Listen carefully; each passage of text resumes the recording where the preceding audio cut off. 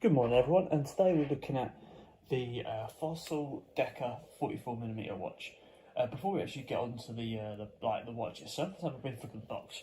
So the box has got this sort of tin feel to it. It's a tin functional box with a simple lift-off lid, just to sort of own that design, just to sort of complement the sort of explorer style of watch. But yes. Before we get on to that, if anyone's sort of having a brief glance at this every now and then, this watch is the Sekonda 1634E, I believe it is. Doing a review of this in a couple of days' time, so please stay tuned for that. Please subscribe, have a look. Made of gunmetal casing, so it's quite a unique watch for that sort of aspect. But for today's purposes, we're looking at the Fossil Decca 44mm. So looking around the box, as you can see, it's well rounded, nice quality to it. A functional box with a simple lid, lift off lid.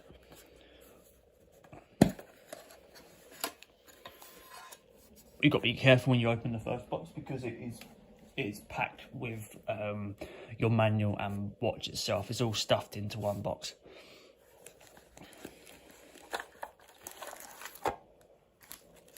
The cushion inside is not actually a cushion, it's just a piece of folded card, and that is literally the inside, just a simple sort of cheap interior to the inside of the box. Let's move that to one side and have a look at the box, the watch itself.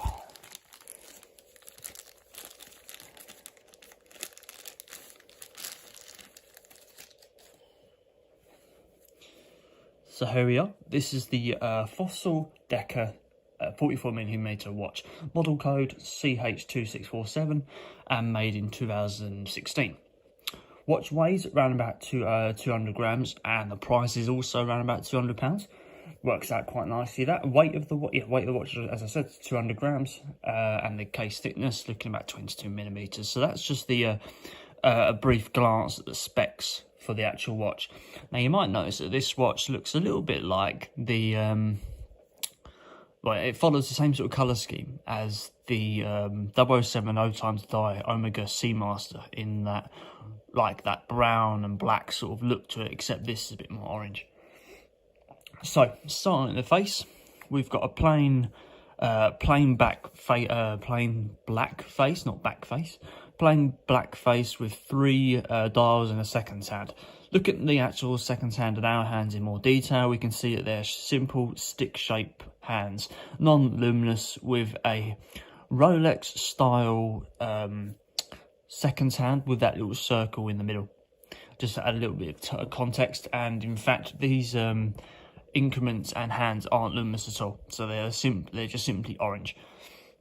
Looking around the functions of the dial, we've got a stopwatch. So the stopwatch is like a seconds hand at the top, and you've also got the hour tracker down here as well. So I'm just going to show you this. This watch has a bit of a sort of a unique sort of movement to it. So let me just show you. So it's actually counting your seconds in a rotational sort of format at the top. You know, when you, for some watches that don't have a snapback function on the stopwatch, they have a wind back function. So instead of having a wind back function, well, this does, but I'll show you that in a second, but this has a wind forward as well to count your seconds. And I'll show you the snapback function now. So have a look closely at what that top dial does. Oh, I didn't do it there. It's a shame. Let's do it again. Like that. Yeah. So I've noticed when I have been having it every now and then that the that little seconds counter at the top, it will slow down and speed up, or speed up and slow down, depending on where it is on the yeah. So that time it didn't do it at all. So I put it there. Yeah. Sometimes it speeds up and slows down based on the movement of the watch. And also you can see here we've got a date function as well, date function adjusted by crown movement. And the seconds hand doesn't quite line up with the increments, which is a shame. That's what I often like to see in a watch. But looking around the casing and the bezel, so look at starting at the bezel, we've got a plain black gloss finish tachymeter on a stainless steel crown. Stainless steel bezel plate. And the casing is a full mirror finish all the way around, including the back plate. full mirror stainless steel finish. Going around to the back, we've got obviously a mirror back plate as well, and your 100 meter water resistance quota on the back. Looking at the crown itself looks to be like a nozzle for I don't know. Don't really know what this sort of nozzle will be on for, but it's not a plain stainless steel chrome finish all the way around. It's got little lines going around the side of this. So I'm just going to change the date. Good decent movement to the date function here. 20th today. Not going to adjust the time because it was already set. A decent clicking mechanism to the actual crown. So that's always good. The bezel itself does not rotate, which you'd expect from a tachymeter. So actually looking at the back around the connections, bracelet, the silicone strap, it also has a 22mm strap quota on the actual strap itself. Strap is connected by popper pins, but the popper pins have a little adjuster, so you can just flick them and it will pull out one side for you so you can pull out. So it's a single-ended popper pin with adjusting hinge.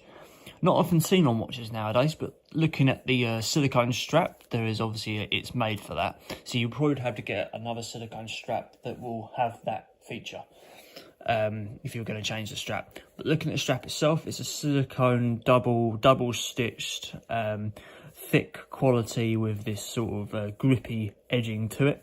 Single windows for the clasp hinge to go through. Clasp hinge is made of a matte finish stainless steel, unmarked with the logo, quite common on watches, with a decent movement to the actual hinge itself. So let's have a look with the watch on, if I can put this on in this awkward fashion. Be easy if I do this standing up.